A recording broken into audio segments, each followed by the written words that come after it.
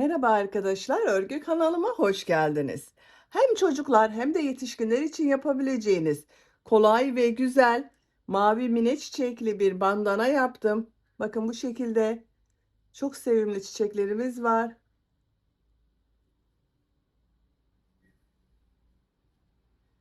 İp kordon yaptım, bağlamalı bir model arkadaşlar, kullanışlı bir model. Bu bandanayı 1 yaş çocuğunuz için de kullanabilirsiniz. 5-6 yaş çocuğunuz için de kullanabilirsiniz. Biraz uzun bağlarsanız yetişkinler için de kullanabilirsiniz. Yetişkinler için yapmak istiyorsanız bu arttırma sırasını daha fazla yapabilirsiniz. Nasıl büyük veya nasıl küçük yapacağınızı video içinde anlatıyorum. Oraya bakabilirsiniz arkadaşlar. Beyaz renkli bandana yaptım. Bakın yeşil yapraklar üzerine mavi mine çiçekleri yaptım. Beyaz renkli iplik olarak ben bugün bu ipliği kullandım. Kullandığım iplik üzerinde 100 gram iplikte 250 metre var. Benim yaptığım ölçüde bunun gibi bir iplikten 3 bandana yapabilirsiniz arkadaşlar. Daha büyük yapmak istiyorsanız 2 bandana yapabilirsiniz. Yeşil renkli iplik kullandım yine. Çiçeklerde de bu şekilde mavi renkli iplik kullanmayı tercih ettim. Siz tercihinize göre bu bandana örgüsünde her marka iplik ve renkleri kullanarak yapabilirsiniz. Her renk iplik ile çok güzel oluyor. Lif ipliği ile de yapabilirsiniz arkadaşlar. Tığ olarak 5 numara 3 milimetre tığ kullandım. Elim çok sıkı değil. Benim yaptığım tığ işi örgüler yumuşak oluyor. Sizin eliniz sıkıysa 3,5-4 milimetre tığ kullanırsanız çok daha güzel olur.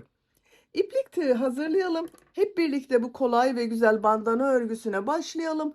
Örgü kanalıma abone değilseniz abone olmayı unutmayın lütfen. Hepinize kolay gelsin. İyi çalışmalar.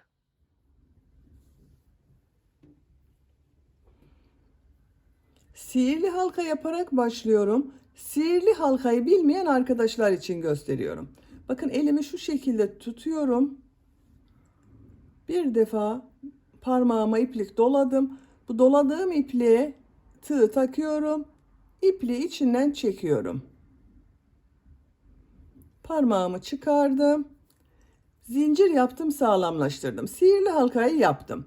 4 zincir yapıyorum.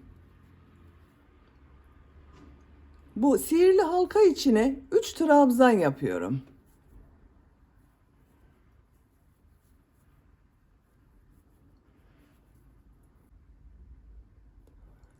Bir zincir yapıyorum. Bir trabzan yapıyorum. Bakın bu sırada 4 zincir yaptım. 3 trabzan yaptım, bir zincir yaptım, bir trabzan yaptım. Bu 4 zincir yaptığım yere ve şu bir zincir yaptığım yere bir sonraki sırada üçer trabzan yapacağız. 4 zincir yapıyorum. Örgüyü çeviriyorum. Bakın şu iplik ucunu çektim. Burayı kapattık arkadaşlar. Tığ üzerine iplik alıyorum. Bu bir zincir yaptığım boşluğa 3 trabzan yapıyorum.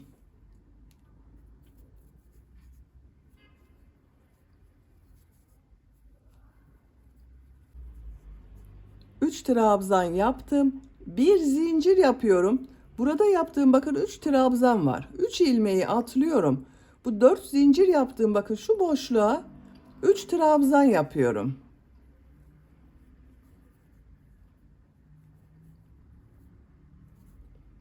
Bir zincir yapıyorum. Şu ipliği bakın şu şekilde tutuyorum. Buraya bir trabzan yapıyorum. İpliği kaybediyoruz arkadaşlar bakın. 4 zincir yapıyorum. Örgüyü çeviriyorum. Bu bir zincir yaptığım boşluğa 3 trabzan yapıyorum.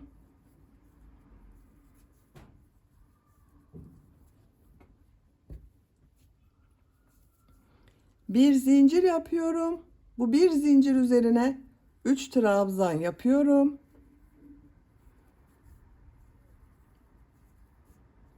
Bir zincir yapıyorum. Bakın şu 4 zincir yaptığım boşluğa 3 trabzan yapıyorum.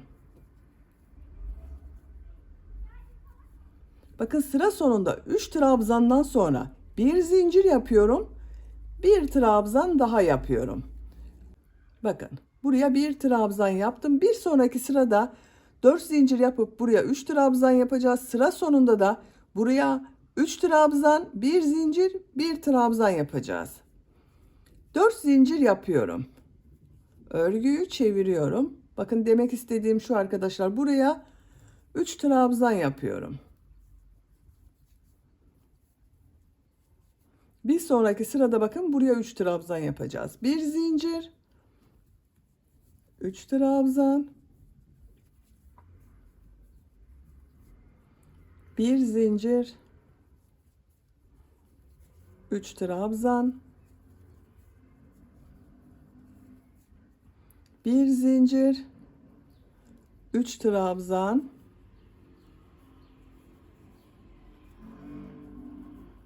1 zincir, 1 trabzan.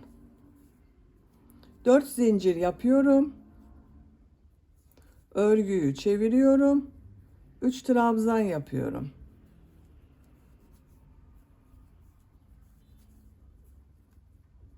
Bir zincir,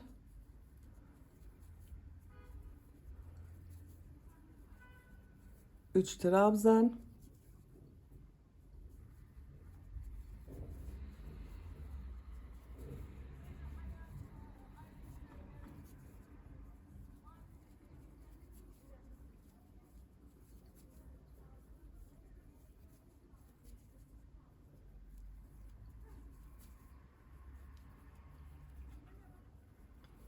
bakın sıra sonunda 3 trabzan yaptım. Bir zincir yapıyorum. Aynı yere bir trabzan yapıyorum. 4 zincir, örgüyü çeviriyorum. 3 trabzan yapıyorum.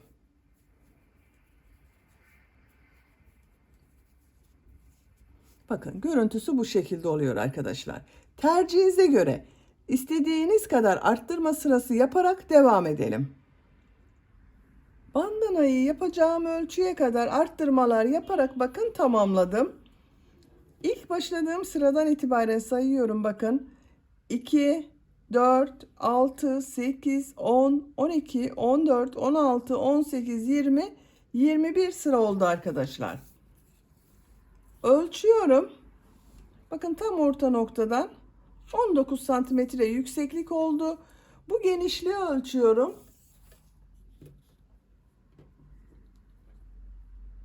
38 santimetre genişlik oldu arkadaşlar. Siz daha büyükler için yapmak istiyorsanız 1-2 sıra arttırmaya devam edebilirsiniz veya küçük yapmak istiyorsanız bu benim yaptığımdan 1 veya 2 sıra eksik yapabilirsiniz.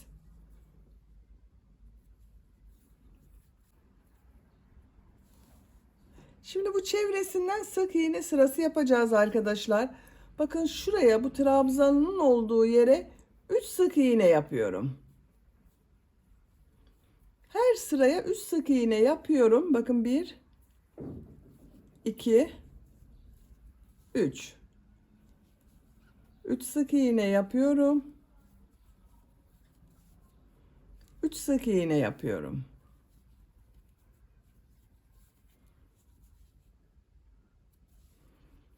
Bu köşeye kadar devam edelim. Buraya kadar sık iğne yaptım. Ben her sıraya bakın 3 sık iğne yaptım arkadaşlar. Elim sıkı olmadığı için çekme yapmadı. Sizin eliniz sıkıysa burada çekme yaparsa arada bazı sıralarda 4 sık iğne yapabilirsiniz. Bakın bu köşede ilk başladığımız sihirli halka ilmeği var. Bu ilmek içine sık iğne yapıyorum. 3 sık iğne yapıyorum. Bu trabzan sırasına 3 sık iğne yapıyorum. Bakın dönüş yaptım. 3 sık iğne yapıyorum.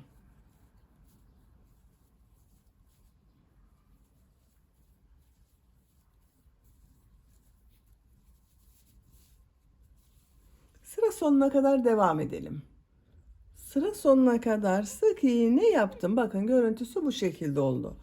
En son sıraya da 3 sık iğne yaptım. Şimdi buraya ip kordon yapacağız arkadaşlar. Bakın bir ip kordon buraya, bir ip kordon buraya yapacağız. İp kordon yapmak için zincirler yapıyorum.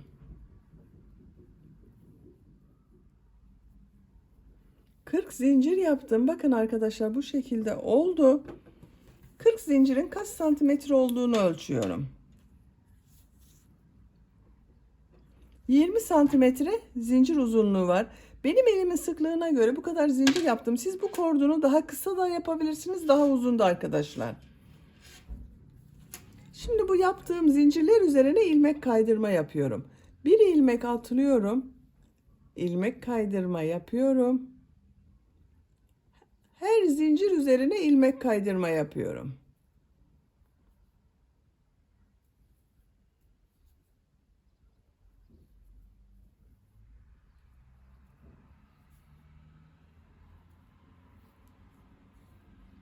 Sıra sonuna kadar devam edelim. Zincirler üzerine ilmek kaydırma yaptım. Son yaptığım ilmeği bakın şuraya bir sık iğne yaparak birleştiriyorum. Bakın görüntüsü bu şekilde oldu. Bu ön bölüme gelen yere arkadaşlar minik pıtırcık modeller yapıyorum. Bakın bu 3 trabzan yaptığım ilk trabzan üzerine bir sık iğne, 2 zincir, bir sık iğne yapıyorum. Şu bir ilmeği atlıyorum. Bu ilmek üzerine bir sık iğne, 2 zincir, bir sık iğne yapıyorum. Bakın şu bir zincir yaptım. Bu ilmeği atlıyorum. Bir sık iğne, 2 zincir, bir sık iğne yapıyorum.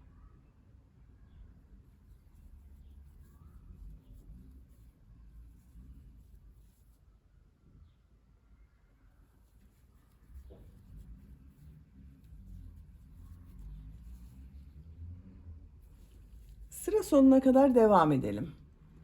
Sıra sonuna kadar tamamladım. Bakın görüntüsü bu şekilde oldu arkadaşlar. En son bakın buraya bir pıtırcık model yaptım. Bu boşluğa bir sık iğne yapıyorum. Buraya da burada yaptığımız gibi ip kordon yapıyoruz. Siz bu ip kordon için kaç zincir yaptıysanız buraya da aynı sayıda zincir yapıyoruz. Ben 40 zincir yaptım. Buraya da 40 zincir yapıyorum. 40 zinciri tamamlayalım. 40 zincir yaptım. Bir ilmek atlıyorum. İlmek kaydırma yapıyorum. Zincirler üzerine ilmek kaydırma yapıyoruz.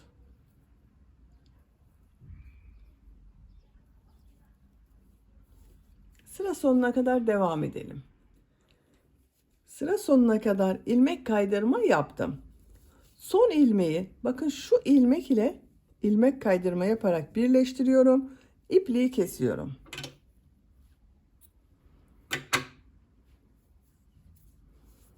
Bakın arkadaşlar, birleştirme yaptığım yerin görüntüsü bu şekilde oldu. Bu bandanayı bu şekilde kullanabilirsiniz arkadaşlar. Ben bu çevresinden çiçekler yapmak istiyorum. Bu renk yeşil iplik ile yaprak bölümünü yapıyorum.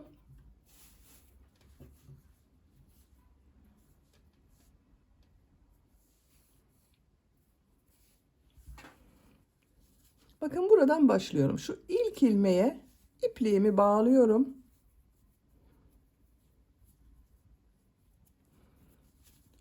İlmek yapıyorum. 4 zincir yapıyorum.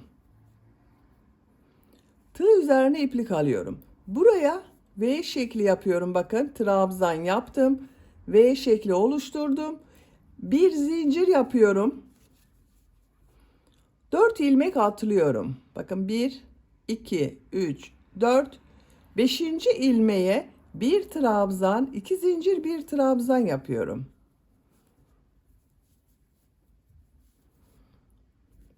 Bir zincir yapıyorum.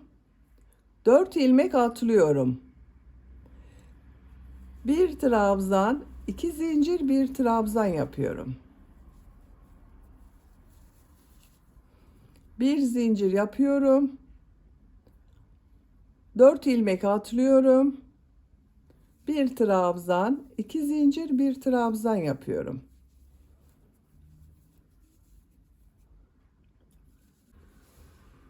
V şekilleri yaparak buraya kadar devam edelim. Buraya kadar bakın V şekilleri yaptım. Bu köşenin daha güzel görünmesi için arkadaşlar bakın burada tam şu ortadaki ilmeğe V şekli yapacağız. Bir ilmek atlıyorum. Bu ilmeğe bakın bir trabzan, 2 zincir, bir trabzan yapıyorum. Bir zincir yapıyorum. Bir ilmek atlıyorum. Bir trabzan, 2 zincir, bir trabzan yapıyorum. Bir zincir yapıyorum. Artık 4 ilmek atlıyorum. 1, 2, 3, 4. Bir trabzan, 2 zincir, bir trabzan yapıyorum. Aralarda 4 ilmek atlıyoruz. Sıra sonuna kadar devam edelim. Sıra sonuna kadar V şekilleri yaptım. Bakın görüntüsü bu şekilde oldu. Yaprak bölümünü hazırladık. Şimdi yaptığımız bu V şekilleri içine ben mavi renkli iplik ile mine çiçekleri yapıyorum. Siz tercihinize göre her renk iplik kullanabilirsiniz. Ben bugün mavi renkli iplik kullanmayı tercih ediyorum. Bakın buradan başlıyorum. Örgünün düz tarafı burası. Bakın şuradan belli oluyor arkadaşlar. Burası ters tarafı, sık iğne yaptığımız yer. Düz tarafı bakın bu şekilde görünüyor. Şu ilk V şekli içine ipliği bağlıyorum.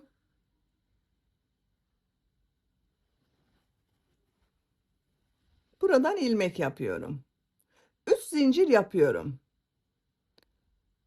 Bu V şekli içine 4 trabzan yapıyorum.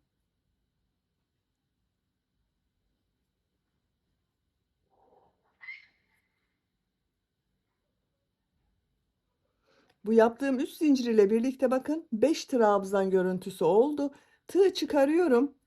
Burada yaptığım 3 zincirin 3. zincire tığ takıyorum. İlmeği içinden çekiyorum. 3 zincir yapıyorum. Bakın burada bir boşluk var arkadaşlar. Şu şekilde şuraya bir sık iğne yapıyorum. 3 zincir yapıyorum. Bakın şu şekilde üzerindeki boşluğa sık iğne yapıyorum.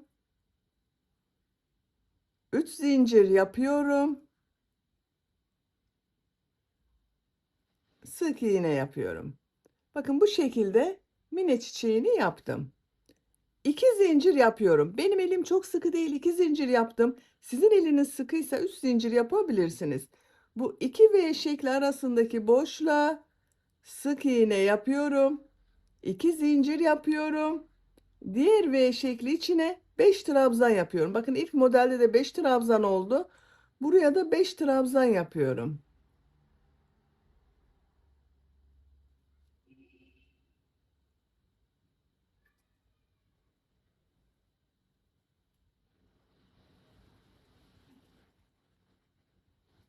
Tığ çıkarıyorum. İlk yaptığım trabzan üzerine tığ takıyorum. İlmeği içinden çekiyorum. 3 zincir yapıyorum. Bakın bu boşluğa şuraya sık iğne yapıyorum. 3 zincir, sık iğne, 3 zincir, sık iğne. İkinci çiçeği yaptım. 2 zincir yapıyorum. 2 V arasına sık iğne yapıyorum. 2 zincir yapıyorum. 5 trabzan yapıyorum.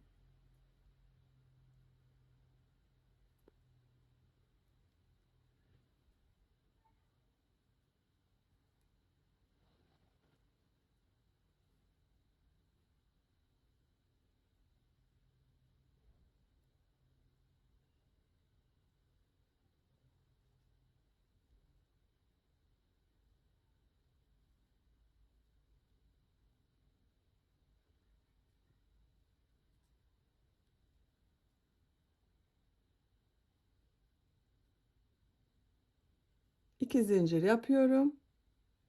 Sık iğne yapıyorum. Bakın mine çiçeklerinin görüntüsü bu şekilde oluyor.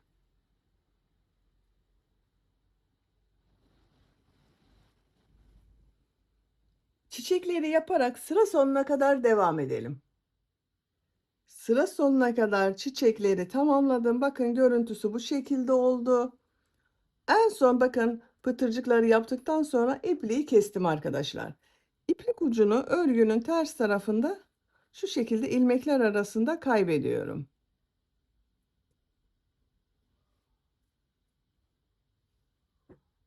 Bakın çok güzel oldu.